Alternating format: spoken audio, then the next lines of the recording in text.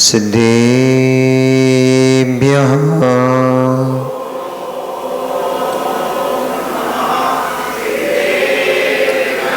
तव सिद्धे नये सिद्धे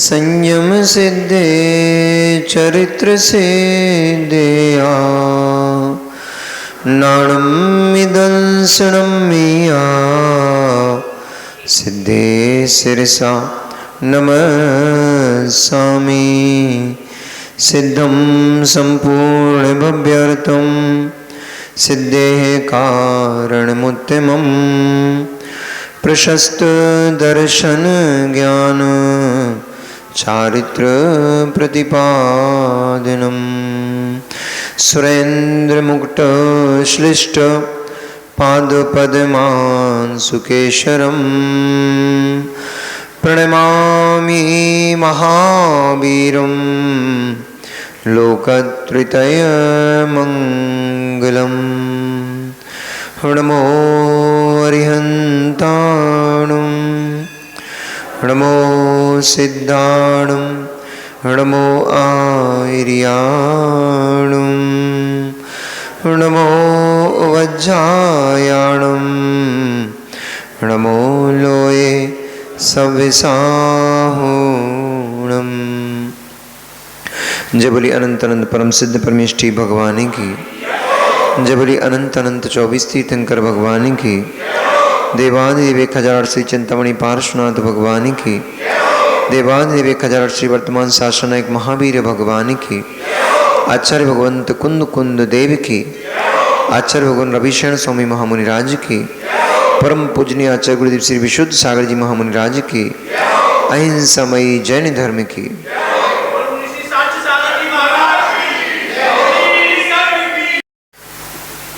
जीवन के किसी भी पल में वैराग्य उपज सकता है। संसार में रहकर यह प्राणी संसार को तज सकता है। उत्तम निमित्त और उपादान की योग्यता प्रकट न होने से और उत्तम निमित्त का संयोग न होने से इस जीव ने अनंत संसार को भोग डाला। अनेक अनेक पर्यायों को प्राप्त किया।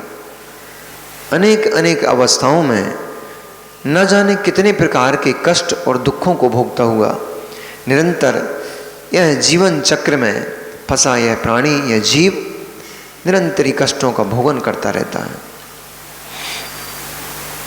कदाचित कभी कोई पुण्य का नियोग होता है, उस पुण्य के नियोग से धर्म आदि का समागम इस जीव को मिल जाता है।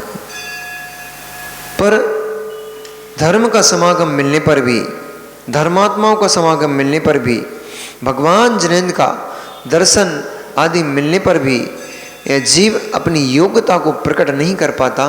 पुनः पुनः उसी संसार चक्र में फिर फंस जाता है। कभी यह जीव पांच पाप रूप क्रियाओं को करता है, नरक में गिर जाता है।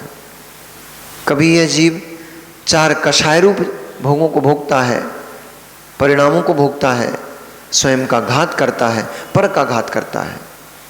कभी यह जीव 5 इंद्रिय के भोग, इनमें आसक्त होकर के 5 इंद्रिय के भोगों में तल्लीन होकर के यह जीव नीचली धराओं में जाकर के नारकी आदि पर्यायों को प्राप्त करके कष्ट को भोगता है। कदाचित कभी जिन उपदेश मिल गया, कभी निर्ग्रंथ मुनिराजों के दर्शन हो गए, कभी निर्ग्रंथ जिन बिंब के दर्शन हो गए, उससे कुछ कर्मों की छपना की, कुछ पुण्य का संचय किया। उस पुण्य के प्रभाव से यह जीव व्यंतर आदि देव दुर्गति को प्राप्त हो गया। ऊट पर तो उठा, परंतु देव में जिसको दुर्गति कहा जाता है, ऐसी व्यंतर भवनवासी आदि जो पर्याय हैं, इन पर्यायों में चला गया। चिरकाल तक यद्यपि वहां सुख है, क्योंकि देव पर्याय है, इसलिए उन देव पर्यायों के सुखों को भोगा, पुनः उनमें ही रमण करते हुए, उनमें ही राग भाव करते हुए फिर आकर के वहीं उसी 84 के चक्कर में फिर फंस गया। कितना समय बीत गया, कितना समय बीत गया, अनंत काल व्यतीत हो गया। लाख, 2 लाख, करोड़, 2 करोड़, अरब, 10 अरब, इतना समय नहीं बीता। अनंत अनंत कल्पकाल बीत गए। एक कल्पकाल कितना होता है? 20 कोड़ा कोड़ी सागर का एक कल्पकाल होता है। 1 करोड़ में 1 करोड़ का गुना करो तो 1 कोड़ा कोड़ी होता है, यानी 20 करोड़ में 20 करोड़ का गुना करोगे तो 20 कोड़ा कोड़ी वर्ष नहीं, 20 कोड़ा कोड़ी सागर। एक सागर में असंख्यात वर्ष होते हैं। ऐसे 20 कोड़ा कोड़ी सागर का एक कल्पकाल, और 1-2 कल्पकाल नहीं, अनंत अनंत कल्पकाल व्यतीत हो चुके हैं, परंतु हमें अपना आज तक भान नहीं हो पाया। हम अपने आप को आज तक नहीं पहचान पाए, हम कौन हैं और क्या करते हैं। वस्तु को परिणमन के लिए सहायता चाहिए पड़ती है, निमित्त की आवश्यकता होती है। निमित्त तटस्थ होता है। उस तटस्थ निमित्त का सहारा लेकर के जो परिणमनशील होता है, जो कार्यकारी होता है, वह जीव का अपना उपादान होता है, और उस निमित्त को प्राप्त करके वह उपादान परिणमन करता है। निमित्त के अभाव में भी उस उपादान की योग्यता प्रकट नहीं हो पाएगी, और उपादान की योग्यता में भी निमित्त कार्यकारी नहीं होता है। दोनों ही एक दूसरे का पूरक होते हैं। निमित्त तो हैं, निमित्त तो चतुर्थ काल में थे, निमित्त तो आज भी हैं, परंतु निमित्त तब ही निमित्त है जब वो आपको प्रभावित कर ले। निमित्त वही निमित्त है जो उपादान की योग्यता प्रकट करने में सहायक हो जाए, वही निमित्त है। यदि उस उपादान की योग्यता प्रकट करने में वो सहायक नहीं हो पा रहा तो वह निमित्त निमित्ताभास है, वह निमित्त नहीं है। होने पर भी निमित्त नहीं है, क्योंकि उसने उपादान को परिवर्तित नहीं किया, उपादान को प्रभावित नहीं किया, इसलिए होने पर भी वह निमित्त ही है, निमित्ताभास है। परंतु ब्रह्मांड में निमित्त तो हैं, वे निमित्त कुछ नहीं करते हैं, निमित्त तटस्थ हैं। उस निमित्त को प्राप्त करके जो भी करना है जीव को ही करना है। आपको चतुर्थ काल नहीं मिला क्या?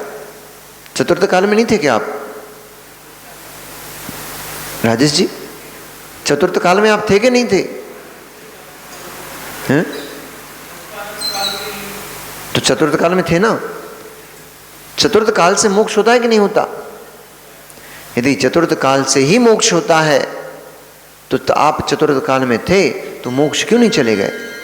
जैसे पंचम काल में कैसे पहुंच गए? चतुर्थ काल रूप निमित्त था, मैं भी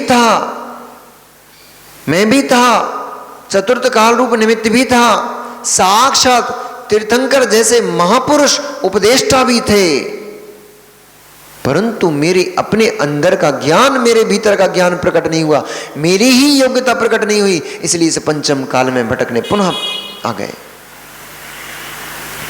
वहां यदि निज का ज्ञान कर लेते तो इस पंचम काल में क्यों भटकने आना पड़ता, क्यों दुखों को भोगना पड़ता? बड़ी विडंबना है। पंचम काल में कोई जीव सम्यक के साथ जन्म नहीं लेता। नियम से पंचम काल में मिथ्यात्व के साथ ही जन्म होता है। यानी हम पंचम काल में जन्म लिए, इससे ये बात तो सिद्ध हो गई कि हम मिथ्यात्व से भरे हुए थे और अब भी उस परम तत्व के ऊपर श्रद्धा न हो पा रहा है कि नहीं हो पा रहा? यदि नहीं हो पा रहा तो मिथ्यात्व अभी भी हमारे ऊपर भरा पड़ा है।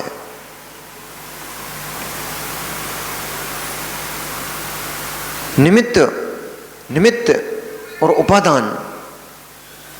निमित्त कार्यकारिणी, निमित्त उदासीन होता है, प्रेरक होता है। निमित्त उदासीन होता है, प्रेरक होता है। जैसे आप यहां से निकले, धूप बहुत तेज थी, रास्ते में वृक्ष की छाया दिख गई, तो आपको छाया को देख करके आपका भाव उत्पन्न हुआ कि थोड़ी देर मुझे इस छाया में विश्राम कर लेना चाहिए, वृक्ष की शीतल हवा ले लेना चाहिए। वृक्ष ने नहीं कहा आपसे कि तुम रुको, और न छाया ने आपको रोका। छाया निमित्त थी, उस निमित्त को प्राप्त करके आपका परिणाम रुकने रूप हो गया, आप वहीं रुक गए। ये उदासीन निमित्त था।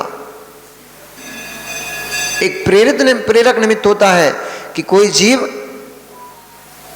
जीव मूवी देखने जा रहा था और हमारे तुषार भैया रास्ते में उसके मित्र को मिल गए और उससे कहा कि अरे तू कहाँ मूवी देखने जा रहा है?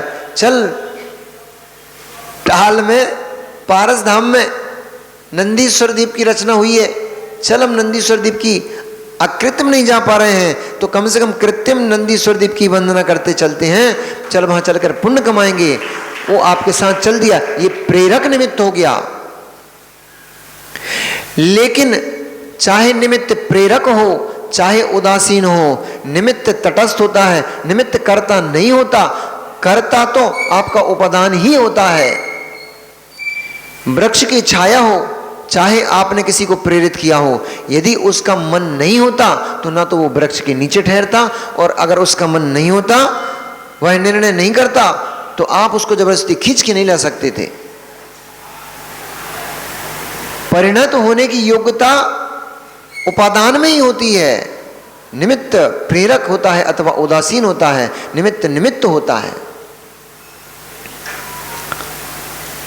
परंतु अहो आश्चर्य की बात, हमें आज तक ऐसा कोई निमित्त नहीं मिला जो हमें प्रभावित कर सकता,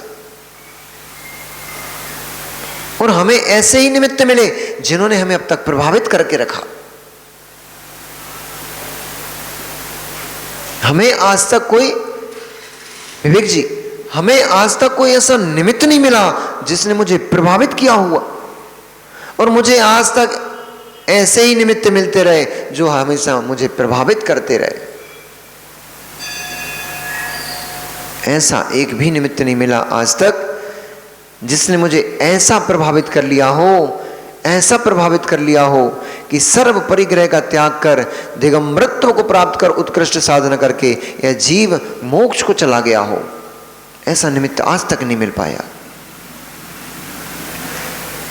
वे ही निमित्त मिले जिन्होंने 4 कषाय रूप परिणत कराया, वे ही निमित्त मिले जिन्होंने 5 पाप रूप परिणत कराया, वे ही निमित्त मिले जिन्हें 5 इंद्रिय के विषय भोग रूप परिणत कराया, वे ही निमित्त मिले जिन निमित्तों ने मुझे व्यसनों में डाल दिया, मेरी दुर्गति करा दी। पर इसमें निमित्त का कोई दोष नहीं है। इसमें निमित्त का, प्रवेश जी, इसमें निमित्त का रत्ती भर भी दोष नहीं है। निमित्त बेचारा निर्दोष है, निमित्त निर्दोष है। कषाय मिथ्यात् अवरति प्रमाद कषाय योगा बंध हेतवा, ये सूत्र सही है ना? कषाय बंध का हेतु है, सूत्र सही है ना? अभी तक तो आपने यही पढ़ा है कि कषाय बंध का हेतु है। आज मैं आपको नई व्याख्या सुनाता हूं।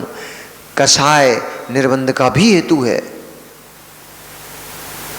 अब उठना नहीं कोई यहां से जब तक पूरी व्याख्या नहीं हो जाए, नहीं तो बहुत गड़बड़ करके चले जाओगे।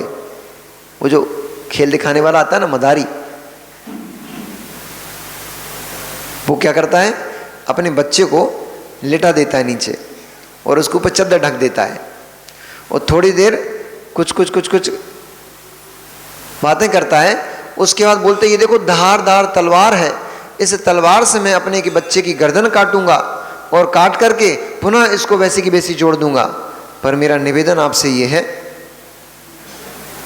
जब मैं मेरे बच्चे की गर्दन काटूं और जब तक वो जुड़ ना जाए तब तक उठना मत, नहीं तो मेरे बच्चे के प्राण चले जाएंगे, मैं अपना बच्चा खो दूंगी।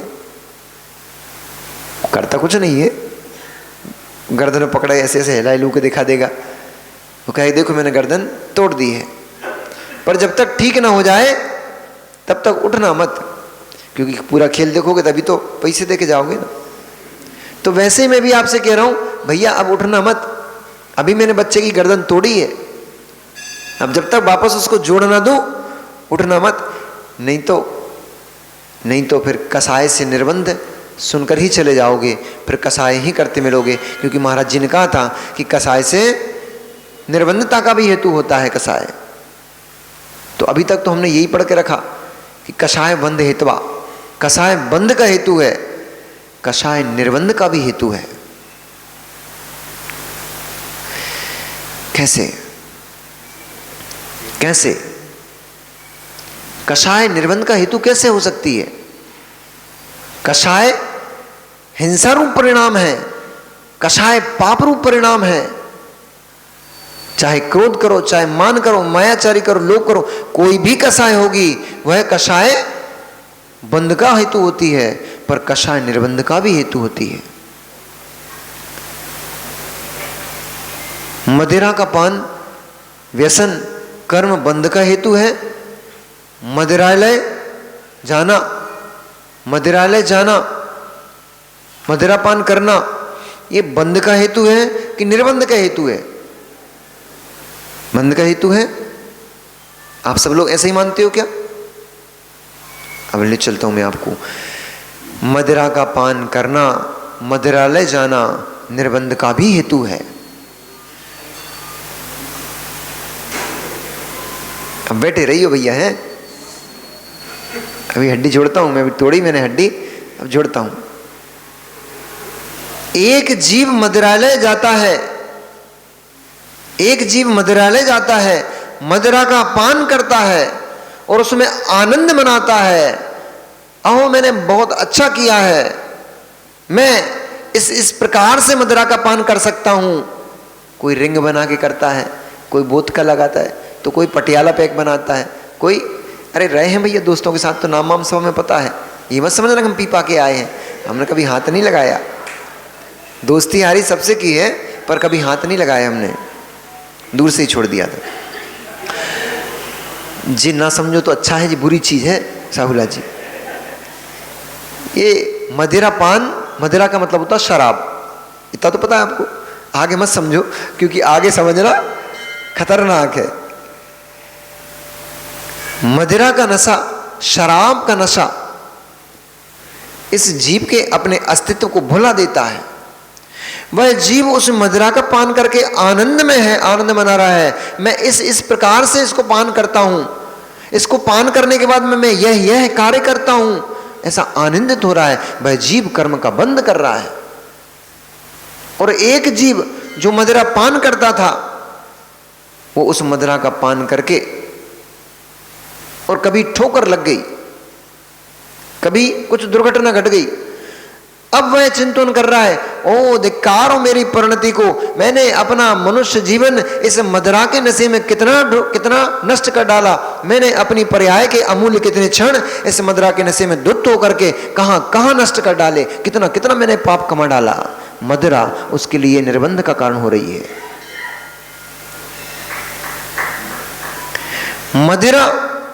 मदिरालय, एक मदपाई पुरुष मदिरालय में प्रवेश करता है, मदिरालय को देखता है। अब आप इंग्लिश वाले हो ना, तो बियर बार और अल्कोहल बार, उन स्थानों को देख करके आनंदित होता है। मेरा प्रिय स्थान मुझे दिखाई दिया। राग काम करता है प्रदीप जी। इस जीव का राग कहां जाता है? कांग्रेस का कार्यालय दिख गया, कांग्रेस का कार्यालय दिख गया, टूटा टपड़ा टाइप का वो कांग्रेस का कार्यालय वहां पे दिख गया। कांग्रेस का कार्य दिखने मात्र से उत्साह आया कि नहीं आया?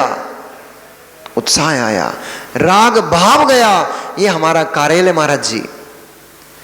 उत्साह उत्पन्न हुआ, राग भाव गया, उस स्थान ने आपको कर्म का बंद करा दिया।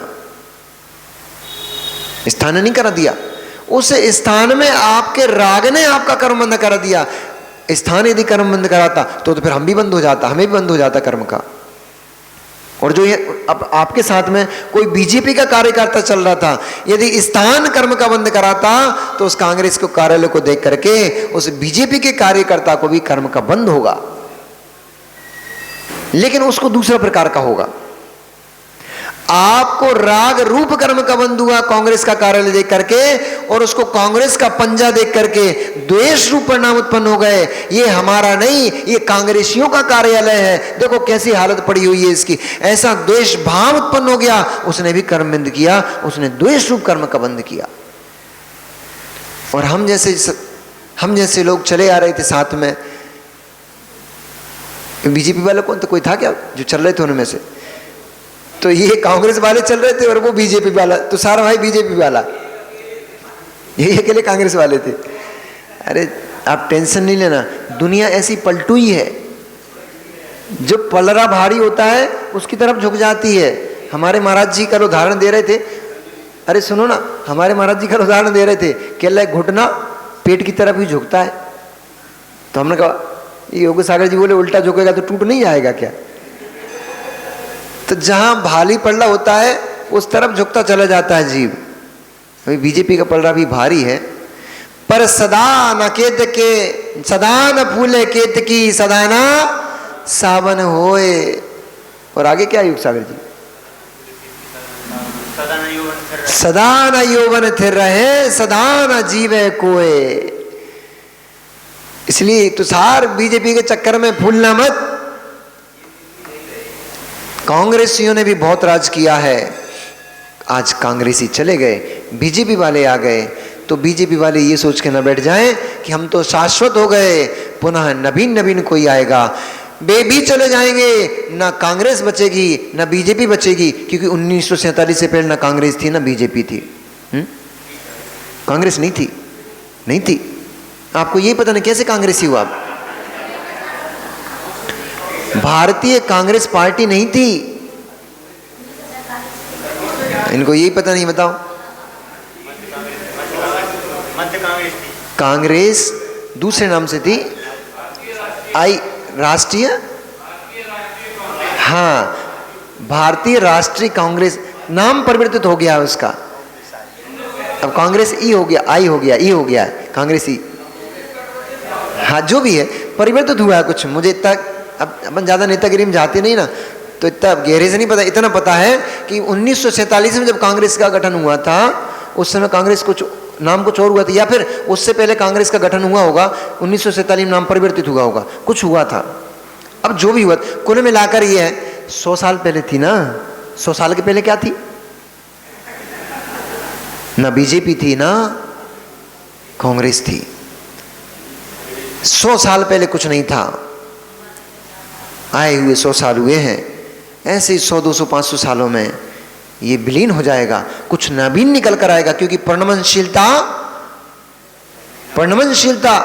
पदार्थ का लक्षण है, संसार का परिणमन लक्षण है। इसलिए सब बदलता रहता है। हम नहीं थे, आज हैं, कल फिर नहीं रहेंगे। परंतु जिन शासन त्रैकालिक है, था, है और रहेगा। आओ पुनः उस निमित्त के पास चलते हैं। वह जो निमित्त है, वह निमित्त तटस्थ होता है। मदिरालय निमित्त है उनके लिए जिनको मदिरालय में राग जा रहा है। मदिरालय को देख करके, मैं ले चल रहा था आपको, मदिरालय को देख करके एक मदपाई पुरुष को आनंद उत्पन्न होता है। वहीं मदिरालय के समीप खड़ा हुआ एक साधु पुरुष क्या विचार करता है? ओ, इसमें जाने वाले जीव मदपाई होकर के अपने सर्वस्व को न्यछावर कर देते हैं, सर्वस्व को भूल जाते हैं और व्यसनों में पड़ करके कितने कितने जीवों ने इस चार दीवारी के भीतर जाकर अपने आप को नरकों में डाल दिया है। साधु पुरुष के लिए वह मदरालय कर्म निर्जरा का हेतु है और मदपाई पुरुष के लिए वही मदरालय कर्म बंध का हेतु है। ऐसे ही कषाय बंध का हेतु है तो कषाय निर्बंध का भी हेतु है। नई बात सुनने को मिलेगी आपको। कषाय अभी तक आप पढ़ के रखे हो, कषाय बंध हेत्वा, कषाय बंध का ही हेतु है, कषाय निर्बंध का भी हेतु है। यहां देखो, यहां मिलो किससे? वीर्य। कौन सा वीर्य? अति वीर्य, जिसको रामचंद्र जी ने एक नर्तकी का रूप धारण करके, वेश धारण करके अपनों उसको बंदी बना लिया, बांध करके उसको लेकर आ गए और उससे कहा कि अतिवीर जा, अब सम्राट भरत को तू नमस्कार कर और सम्राट भरत को नमस्कार करके फिर तू अपना राज्य पुनः वापस प्राप्त कर और अपने राज्य पे उनकी आज्ञा में अपना राज्य का संचालन कर। अब जिसने बड़े बड़े योद्धाओं के ऊपर स्वयं राज किया हो, भैया सचिन जी, जिसने अपनी संतान के ऊपर आज्ञा चलाई हो, कोई पड़ोसी की संतान आके उसके ऊपर आज्ञा चलाने लग जाए तो बड़ा कठिन कार्य है। अथवा अपनी ही संतान धुतकारने लग जाए, उस समय जीव का हृदय छन्नी छन्नी हो जाता है। मैंने ऐसे ऐसे भोगों को भोगा, मैंने पूरे देश में ऐसे इतने लोगों के ऊपर मेरी आज्ञा चलती थी, अनुमति चलती थी, सैकड़ों हजारों लोग वर्कर हुआ करते थे मेरे, और उसको एक स्वयं का ही छोटा सा बेटा आकर के उसके ऊपर अधिकार जमाए, आज्ञा चलाए, तो उसका हृदय छन्नी छन्नी हो जाता है, टूट टूट हो जाता है। ऐसे ही जैसे राम ने ये कहा कि जा तू भरत के पास, खल का राजा भरत मेरे सामने भरत राजा बना और मैं इतने सारे सुबटों, इतने सारे राजाओं के ऊपर राज करने वाला मैं कैसे भरत को नमस्कार कर सकता हूं? तो वह सोच में पड़ गया और उसने क्या सोचा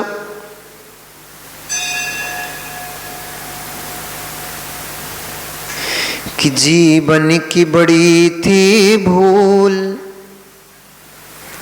मैं मान कषाय में फूल भटकता जगत रहा।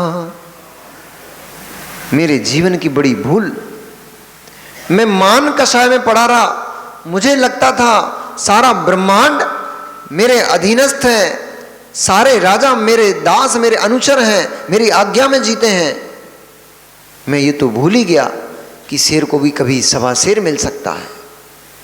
मैंने तो अपने आप को ही सर्वश्रेष्ठ मान के रखा और इस पर्याय के भोग, इन पर्याय की जो उपलब्धियां हैं, इनमें ही भूला पड़ा रहा। ये बल, ये धन, ये वैभव, ये महल मकान, इनमें ही मैं अपने आप को ढूंढता रहा, अपने आप को खोजता रहा कि जीवन की बड़ी थी भूल, मैं मान कसाए में फूल भटकता जगत रहा, नहीं धरा धैर्य का फूल, जीवन को बना कर सूल भटकता जगत रहा। मैंने अपने फूल से जीवन को कांटे रूप बना दिया। मैंने अपने जीवन को जो सुगंधमय था, जो अत्यंत कोमल था, जो सभी के मन को मोहने वाला था, ऐसा मेरा सुंदर जीवन मैंने दूसरों के राह में पड़ने वाला कंटक बना दिया, दूसरों को चुभने वाला, कष्ट देने वाला कांटा बना दिया। बड़ा कष्ट है भैया कांटा, अनिल भैया, बड़ा कष्ट है। आपके भी तो होता है कष्ट, आप बोलते तो हो। तो आप अपने आप को वो चुभने वाला कांटा क्यों मानते हो? आप अपने आप को ये चुभने वाला कांटा क्यों मानते हो? मैंने एक दिन कहा था कांटे दो प्रकार के होते हैं, एक चुभने वाला होता है जो कष्ट देता है, और एक चुभा हुआ कांटा निकालने वाला भी कांटा होता है। कांटे से कांटे को निकाल लिया जाता है। इसलिए अपन तो चुभने वाला कांटा थोड़ी, आप तो कांटा चुभा हुआ उसको निकालने वाले कांटे हो, अच्छे आदमी हो। आप अपने आप को क्यों बुरा देखते हो? आप भी एक दिन भगवान बन जाओगे। फिर ये सब लोग जिनके जिनके चुभे थे ना, वे सब नमस्कार करेंगे, टेंशन नहीं लेना। नहीं धरा धैर्य का फूल, जीवन को बना कर सूल, भटकता जगत रहा। सोचा था हिम बन से लेकर सागर तक सबको जीतूंगा। ये मान कषाय की प्रवृत्ति, जीव की आकांक्षाओं की प्रवृत्ति देखो। इतना इतना हो चुका, इतना इतना करना भी शेष बचा है। ये मैंने प्राप्त कर लिया है, ये प्राप्त करना बाकी है। इतना मैं भोग चुका हूं। अरे विजय भैया अटक गए अब तो। इतना मैं प्राप्त कर चुका हूं, इतना प्राप्त करना बाकी बचा है। इसको मैं भोग चुका हूं, अभी ये भोगना मेरे लिए बाकी है। इनसे मैं मिल चुका हूं, इनसे मिलना बाकी। कितनी आकांक्षाएं जीव के अंदर भरी पड़ी हैं, कितनी आकांक्षाएं भरी पड़ी हैं। ये करूंगा, ये करूंगा, ये करूंगा। अरे मेरे मित्र दीपक, अरे मित्र दीपक, तुम्हारा नाम दीपक है। अंदर में उजियारा करो, अंदर में उजियारा करो। कौन कहता है, कौन देख के आप आया है कि कल जिन्हें तुम भोगने की आकांक्षा कर रहे हो वे ठहरे रहेंगे और उनको भोगने के लिए तुम ठहरे रहोगे? कल कौन देख कर आया है? और जिसने कल देखा है, जिसने कल देखा है उसके लिए कुछ करना शेष नहीं बचा है, वो सब कर चुका है। कल देखने वाला कृतकृत्य परमात्मा है, जिसने कल देखा है आपका और स्वयं का भी। वो कुछ नहीं करता, वो सब कुछ कर चुका है। और जो तुम करने वाले हो तुमने कल देखा नहीं है, इसलिए क्यों कल के ऊपर जीते रहते हो? क्यों कल के ऊपर जीते रहते हो? आज अभी सुन रहे भैया, इसलिए कल तुम्हें नियम दिलवा दिया। गोलू कहां गए? इसलिए कल तुम दोनों को नियम दिलवा दिया। किसने देखा है कल? कहीं कहीं उस पाप के साथ चले जाओगे, चले गए, उस पाप के साथ चले गए तो दुर्गति हो जाएगी। मुनिराज करुणाशील होते हैं, दयाशील होते हैं। कषाय बंद हेतवा, कषाय बंद करा रही थी, कषाय निर्बंध करा रही है। जो अपनी काषायिक परिणति थी, परिणाम थे, काषायिक भाव थे, मान कषाय जो सताती थी, वह मान कषाय के ऊपर अब बैठकर वह अतिवीर्य पछतावा कर रहा है कि मान कषाय में पढ़ करके मैंने किन किन का कितना अहित किया है, किन किन को कितना मैंने कष्ट दिया है। क्या क्या इस मान कषाय में भर करके मैंने भाव खड़े कर लिए, कितनी कितनी संभावनाएं मैंने अपने अंदर संजो कर रखी थी। क्यों? मान कषाय, मैं इतना बड़ा सम्राट हूं, मैं यह करूंगा, मैं उनके ऊपर विजय प्राप्त करूंगा, मैं उनको अपना दास बनाऊंगा, मैं कहां से लेकर के हिमवन पर्वत से लेकर के समुद्र तक सारे क्षेत्रों को जीत कर आऊंगा। ऐसा चिंतन करता था, ऐसा सोचता था। ये मान कषाय कराती थी। उस मान कषाय ने अब तक बंद कराया था, पर आज अपनी ही मान कषाय उसको दिखने लग गई। इस मान कषाय ने मेरा कितना अहित कर डाला। वही मान कषाय हेतु बन गई, वही मान कषाय हेतु बन गई निर्बंधता के लिए। मान कषाय से बंध और मान कषाय से निर्बंध। मान कषाय जैसे मदरालय न बंद कराता है, मदरालय न निर्बंध कराता है। उसमें जो आसक्ति परिणाम रखता है, ममत्व भाव रखता है, उस मदरालय में जाने का, मदरा का पान करने का जो भाव रखता है, वह उसी मदरालय से बंधु को प्राप्त होगा। और साधु उस मदरालय में जाते हुए लोगों को देख करके चिंतन करते हैं, धर्म ध्यान करते हैं, हे भगवान इन जीवों का कल्याण कैसे हो, ये जीव इस व्यसन से कैसे मुक्त हो जाए, इनका भला कैसे, इनका कल्याण कैसे हो जाए। वही मदरालय उनके लिए निर्बंध का कारण है। कर्म निर्जरा करार धर्म ध्यान हो रहा है। ऐसे ही अपनी ही कषाय कर्म का बंद कराती है, और अपनी ही कषाय जब देखने में आने लग जाती है उसमें पछतावा होने लग जाता है जीव को, वही कषाय निर्बंध कराती है। अब चाहो तो आप लोग उठ सकते हो, हड्डी मैंने जोड़ दी, कषाय से बंद और कषाय से निर्बंध। अपनी ही कषाय को अब अतिवीर देख देख करके पछतावा कर रहा है, हाय हाय मैंने क्या कर डाला। सोचा था हिमवन से लेकर सागर तक सबको जीतूंगा, एक स्त्री नृत्यकारिणी ने सब लूट लिया संसार मेरा। अपने को जाना आज और तोड़ूंगा मोह के पास, भटकता जगत रहा। जीवन की बड़ी थी भूल, मैं मान कसाई में फूल, भटकता जगत रहा। ये अतिवीर को नहीं देखना है।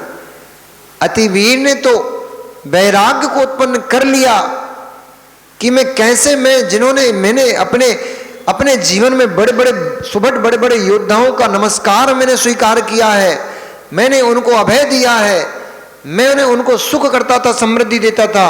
अब मैं कैसे भरत के सामने नमस्कार करूंगा। अब किसी को नमस्कार नहीं करना है, अब किसी को नमस्कार नहीं करना है। हे प्रभु, अब सिर्फ आपके चरणों में ये मस्तक झुकेगा। अब केवल अब नमस्कार करना है तो निज आत्म द्रव्य को नमस्कार करना है, और किसी को जगत में अब नमस्कार नहीं करना है। ऐसा विचार कर उन्होंने कहा, यदि नमस्कार से मुझे निर्बंधता मिलती है तो हे राम, मैं अब निज को नमस्कार करना चाहता हूं। मैंने अपने जीवन में सारे सुखों को भोग लिया, परंतु मुझे तृप्ति किंचित मात्र भी प्राप्त नहीं हुई।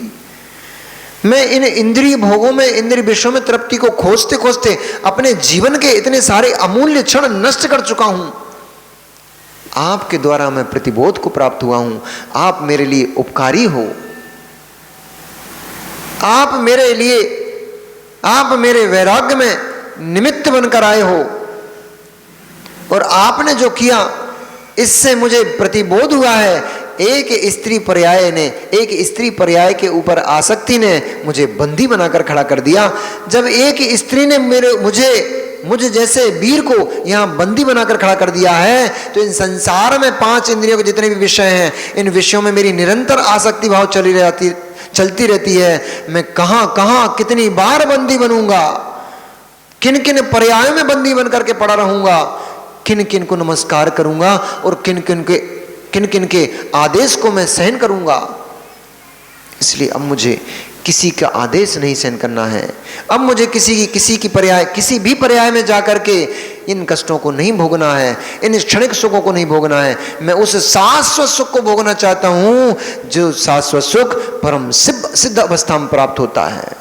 इसलिए हे रामचंद्र, हे वीर पुरुष राम, यदि क्षमा देना ही चाहते हो, यदि मुक्त करना ही चाहते हो, तो इसलिए नहीं कि मैं भरत का अनुचर बनूं, मुक्त करना ही चाहते हो तो इसलिए मुझे छोड़ दो, इसलिए मुझे मुक्त कर दो कि मैं अपनी आत्मा का कल्याण करना चाहता हूं। राम तो उदार चित्र थे ही। उन्होंने जब उसके इस हृदय का परिवर्तन देखा, तुरंत ही उसके चरणों को छूकर रामचंद्र जी ने नमस्कार किया। उन्होंने कहा, तुम धन्य हो अतिवीर, तुम्हारे जैसे वीर पुरुष इस ब्रह्मांड में अधिक नहीं है, अत्यंत अल्प है।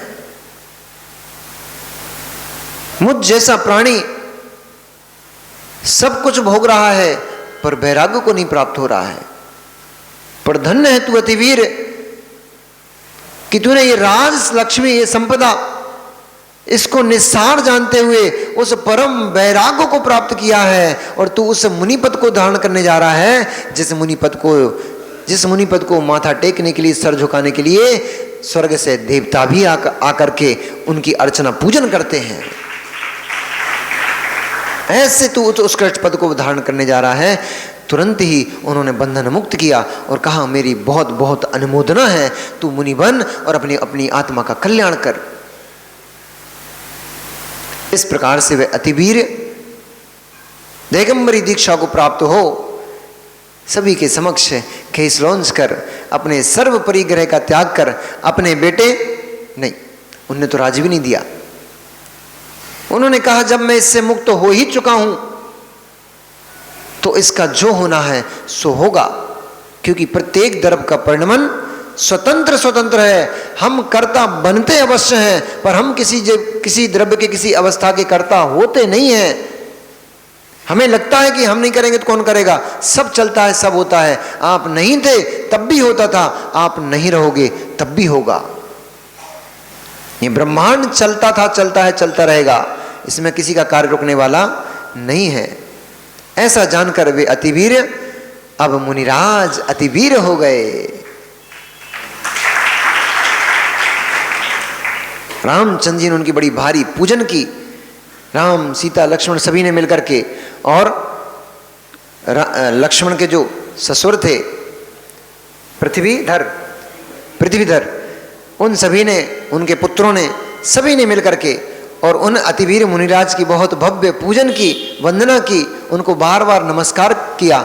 और नमस्कार करके सभी ने एक ही बात कही कि हे भगवान, जैसे आपने वैराग्य को प्राप्त कर अपना आत्महित किया है, हम सभी भी आपके जैसे वैराग्य को प्राप्त हो, निज आत्महित को प्राप्त होएं। ऐसा कर मुनिराज वन में अंदर चले गए और सभी लोग अपने अपने स्थानों पर वापस चले गए। उधर जब यह बात शत्रुघ्न को पता लगी कि अतिवीर मुनिराज हो गए हैं, किसी नर्तकी ने उनको पकड़ लिया और नर्तकी ने पकड़कर उनको बंदी बना लिया था, तो उनकी हंसी करते हुए और उलाहना देते हुए वे शत्रुघ्न बोले कि भैया भैया भरत, देखो तो अपने आप को इतना महान, इतना शक्तिशाली, इतना वैभवशाली, इतना वीर पुरुष घोषित किए हुए था, स्त्री ने पकड़ करके बांध लिया। अब अपना मुंह नहीं छुपा पा रहा था, इसलिए वन में जाकर के दिगंबर मुनि हो गया है। भरत ने कहा, हे शत्रुघ्न, तुझे ऐसे कथन करना शोभा नहीं देता। वो अतिवीर हमारा शत्रु था, वो हमारा शत्रु था। अब वो शत्रु नहीं, परम पूज्य, जगत पूज्य दिगंबर मुनिराज हो गया है।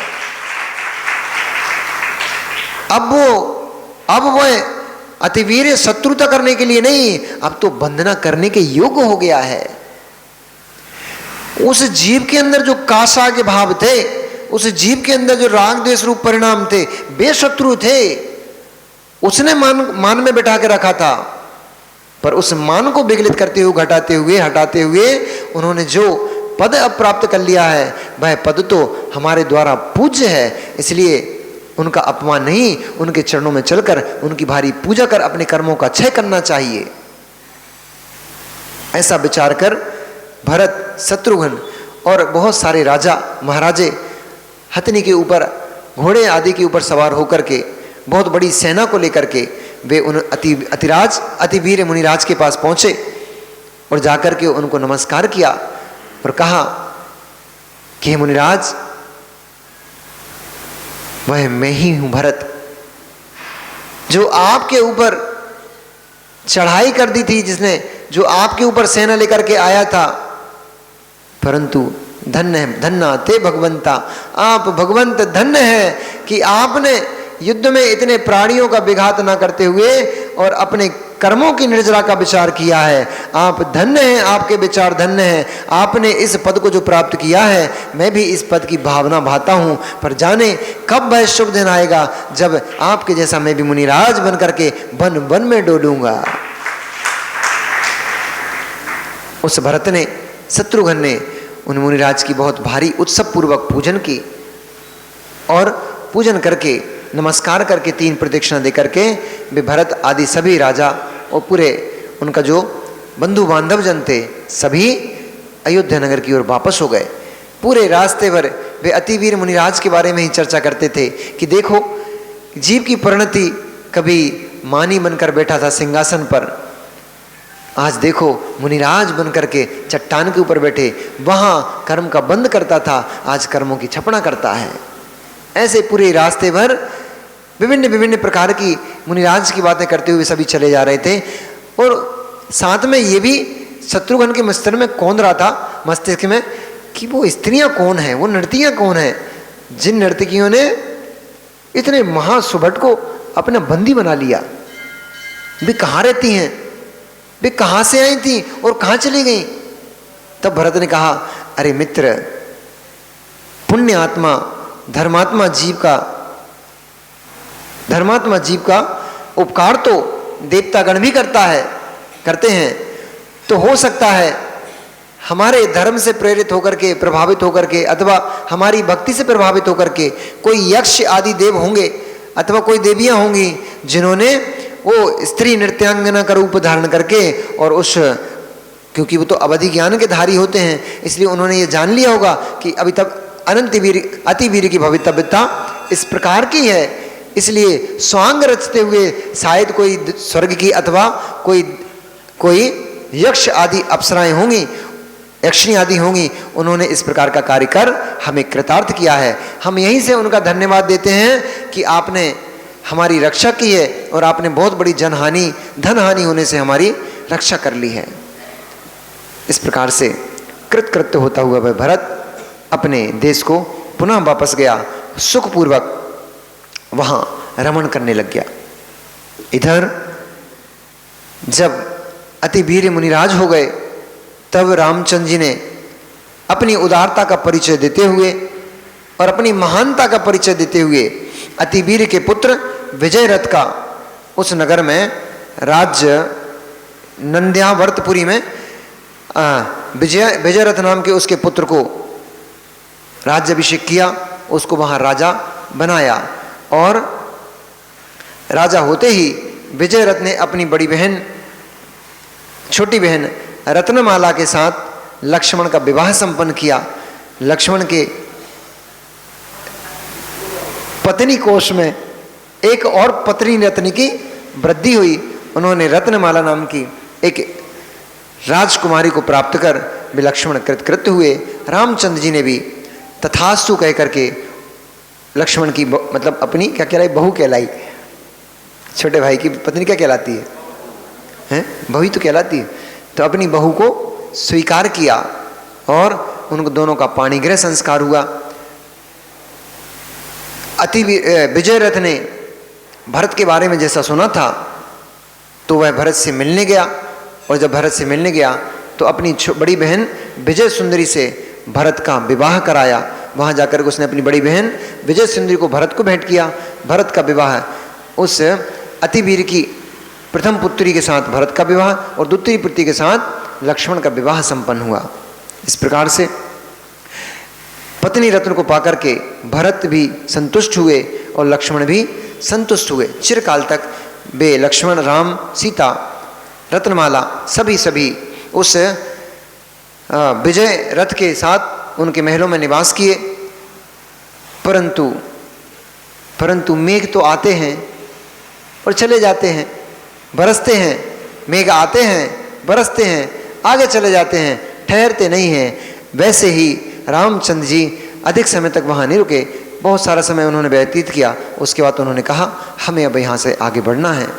तब बनमाला जो कहाँ मिली थी, वन में मिली थी ना। बनमाला ने कहा लक्ष्मण से कि हे प्राण प्रिय, मैं भी आपके साथ चलूँगी, मैं यहाँ महलों में नहीं रहूँगी, मैं आपकी दासी बनकर आपकी सेवा करूँगी, जहाँ आप रहेंगे वहीं मेरा निवास स्थान होगा। तब लक्ष्मण ने कहा हे बनमाले, मुझे अभी बहुत दूर जाना है और यदि तुम मेरे साथ चलोगी तो मैं भैया भाभी की सेवा उतने अच्छे से नहीं कर पाऊँगा, इसलिए मैं तुम्हें अभी यहीं छोड़ता हूँ। तुम सुख से यहाँ रहो। और दोनों बहनें मतलब रत्नमाला और बनमाला दोनों बहनें, अब बहनें हो गई ना, तो बोले दोनों बहनें आप यहीं रहो और यहाँ रह सुख से अपना जीवन जियो। मैं दक्षिण समुद्र के निकट जब बहुत सुंदर भवन निर्माण करूँगा वहाँ मैं तुम दोनों को अवश्य बुला के लेके जाऊँगा।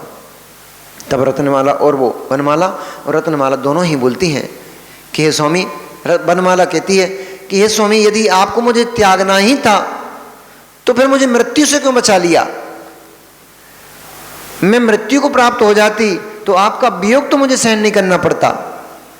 तब लक्ष्मण ने कहा, मैं तुम्हें सांत्वना देता हूं, मैं तुम्हें वचन देता हूं, मैं तुम्हें छोड़ के नहीं जा रहा हूं।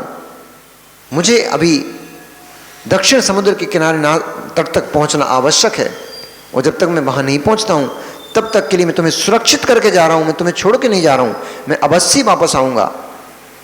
उन्होंने कहा, मैं कैसे विश्वास करूं कि तुम वापस आओगे? इतने प्रयास के बाद तो मुझे मिले और मुझे छोड़कर चले गए तो मेरे तो प्राण ही निकल जाएंगे, मैं किसके सहारे जीऊंगी?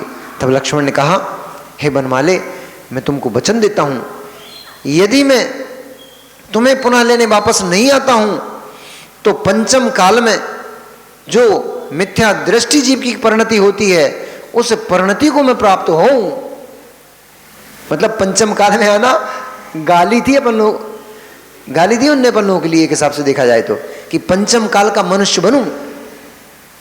मिथ्या दृष्टि जीव की जो परिणति होती है, पंचम काल के मनुष्य की जो परिणति होती है, उस परिणति को मैं प्राप्त हूं यदि मैं तुम्हें लेने ना आऊं तो।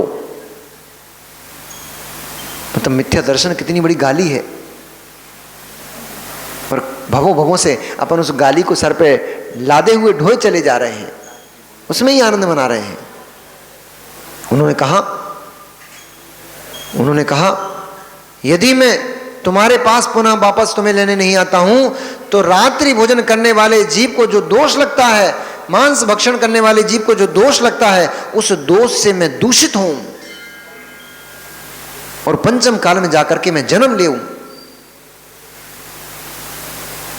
ऐसा सांत्वना और वचन देकर के लक्ष्मण, रामचंद्र जी, सीता तीनों ही जब रात में सभी लोग सोए थे तभी, ताकि किसी को विषाद ना हो, किसी के मन दुखित ना हो, और रात में ही वे लोग वहाँ से अन्य क्षेत्र की चले गए। चलते चलते जब काफ़ी सारे दिन व्यतीत हो गए तो चलते हुए वे एक क्षेमांजलि नाम के नगर के समीप पहुँचे। उस नगर की शोभा अत्यंत रमणीक थी। वो नगर ऐसा लगता था जैसे कि साक्षात देवों ने आकर के उसकी रचना की हो, और कुबेर का भंडार खजाना ही वह नगर हो। बड़ी बड़ी सुंदर सुंदर महलों अटारियों से वह सुशोभित होता था। ये आपके नहीं बनती हैं अकेली ये महल अटारियाँ आजकल जो आप बनाते हो, 10 फ्लोर 14 फ्लोर, अभी तो आप तो बना भी नहीं पाते हो इतने फ्लोर्स का। तीर्थंकर भगवान का महल कितने फ्लोर का होता है? 84 खंड का।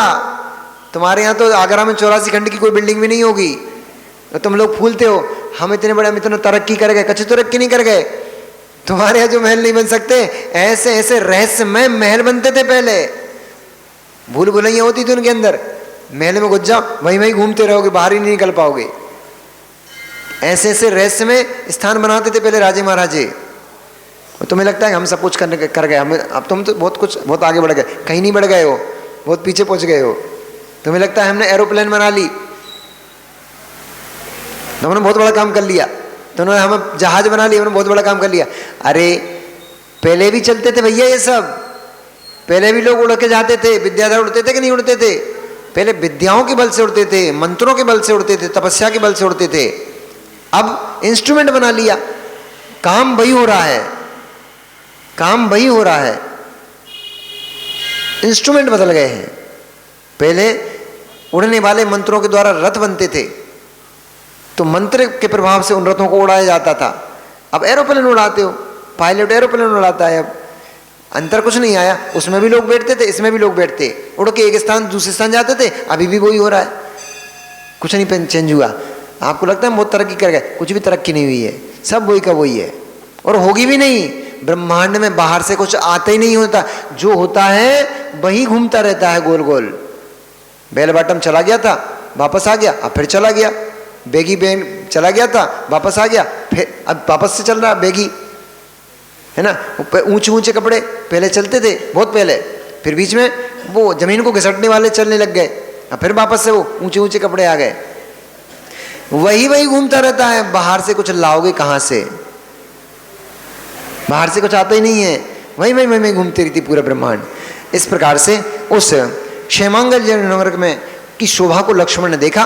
वे उस नगर को देखने के लिए उत्कंठित हो गए। उनका मन बड़ा लालायित हो गया कि इस नगर में ऐसा क्या है, बहुत ही सुंदर पताखाओं आदि से सुशोभित है, और इस नगर के जो जन हैं वे भी बड़े हर्षित दिखाई देते हैं। इसलिए राम से आज्ञा लेकर के वे उस नगर में प्रवेश कर गए। उस नगर में विभिन्न स्थानों को, रमणीक स्थानों को देखने के भाव से उन्होंने उस नगर में प्रवेश किया।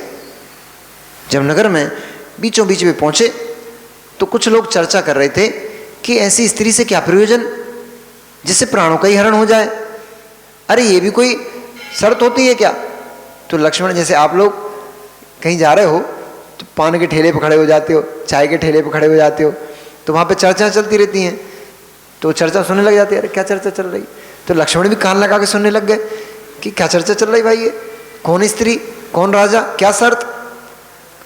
तो आपस में वो लोग विचार कर रहे थे, चर्चाएं कर रहे थे कि भैया उसको तो वही लेने जाए जिसको अपने प्राणों से कोई प्रयोजन ना हो, मौत के मुंह में वही कूदे जिसको अपने प्राण प्रिय ना हो। हमें ऐसी स्त्री से नहीं चाहिए भैया कि जिससे हमारे प्राणी चले जाएं। प्राणी चले जाएंगे तो स्त्री को भोगेगा कौन? इसलिए दूर से ही उस स्त्री को नमस्कार हो और राजा की शर्तों को दूर से ही नमस्कार हो। तब जिज्ञासु होकर के लक्ष्मण पूछ बैठे, आप किस स्त्री की बात कर रहे हैं और किस राजा की बात कर रहे हैं, और उस राजा ने क्या शर्त रखी है, कुछ मुझे बताओगे क्या? उन्होंने कहा, भैया आप कौन, आप कहां से आए हो, कौन हो, और उसके बारे में क्यों जानना चाहते हो? तब लक्ष्मण ने कहा, अरे मैं परदेसी हूं, आपके नगर में मैं आया हूं, आपके मुख से सुना तो मेरे अंदर जिज्ञासा उत्पन्न हुई कि मैं भी तो जानूं ऐसी कौन स्त्री है और उसकी क्या शर्तें हैं। तब उन्होंने कहा, हमारे जो नगर के राजा हैं शत्रुंदम, उन शत्रुंदन नामा की जित पद्मा नाम की एक पुत्री है, वो रूप लावण्य में इतनी अधिक है कि ब्रह्मांड की सारी स्त्रियों को उसने पीछे छोड़ती है वो, और यहाँ तक कि स्वर्ग की अप्सराओं को भी चिढ़ाती हुई सी प्रतीत होती है। इसलिए उसको अपने रूप का बड़ा अभिमान है, गुणों का खजाना है, भंडार है वो, इसलिए अपने गुणों से प्रीति रखती है और दूसरे लोगों से ईर्ष्या भाव रखती है। पुरुषों को तो वो कुछ समझती नहीं है। पुरुष तो देखना बहुत दूर, पुरुष की यदि आकृति भी उसके सामने आ जाती है तो उसको वह नष्ट करवा देती है, इतनी ईर्ष्या रखती है पुरुषों से। लक्ष्मण तो थोड़े गुस्से के तेज थे ही और जिज्ञासु भी थे। उन्होंने कहा, अच्छा तो उसके पिता ने उसके मान भंग करने के लिए क्या शर्त रखी है? उन्होंने कहा, जो उसके पिता की शक्तियों को झेल लेगा वो उस चित पद्मा को विवाह करके अपनी स्त्री बनाएगा। ऐसा जित पद्मा ने शर्त रखी हुई है, क्योंकि वो जानती है कि उसके पिता की शक्तियों को कोई झेल नहीं सकता है। तब लक्ष्मण ने कहा, मैं भी देखता हूं ऐसी कौन सी शक्तियां हैं जो लक्ष्मण नहीं झेल सकता है। जी, तो समय का बिगुल बज गया। उसने संदेश दे दिया कि अब जित पद्मा से लक्ष्मण का मिलन, और वो क्या शक्तियां थीं, और वो राजा किस प्रकार से शक्तियों को झेलता था, राजा कौन क्या करता था, जित पद्मा कैसे हाव भाव की धारक थी, इन सब को जानने के लिए अब आपको कल पुनः आना पड़ेगा। तो कल पुनः मिलते हैं इसी समय। बोधि समा नहीं, क्या बोलते थे आचार्य, क्या बोलते थे, पर्याय रही तो कल फिर मिलेंगे। भगवान महावीर स्वामी की जय। और बंधुओं,